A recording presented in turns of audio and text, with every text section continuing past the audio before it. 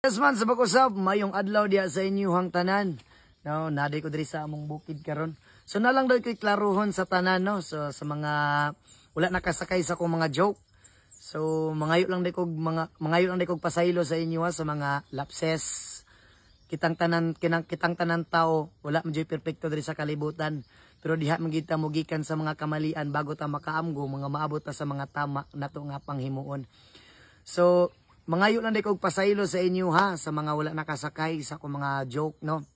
Actually, angkon man pug ko sa akong kaugalingon nga nagid pud ko'y mali og mali gid pud bitaw sa tinuod lang.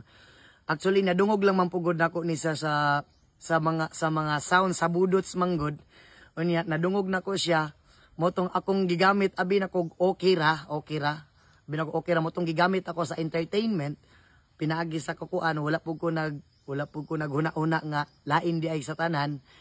So pasaylo ako ninyo, no, and anak man gyud na ang tao, kailangan tanan magita na magitay kamalian, pero need gyud nato itama ang mali.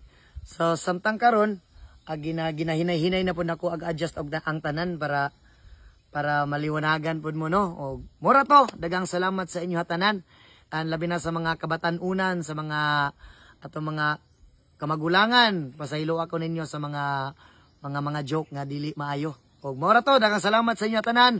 Og amping mo kanunay, I love you gihapon sa inyo ha. God bless sa pag-usab. Uhahay lang gihapon kanunay.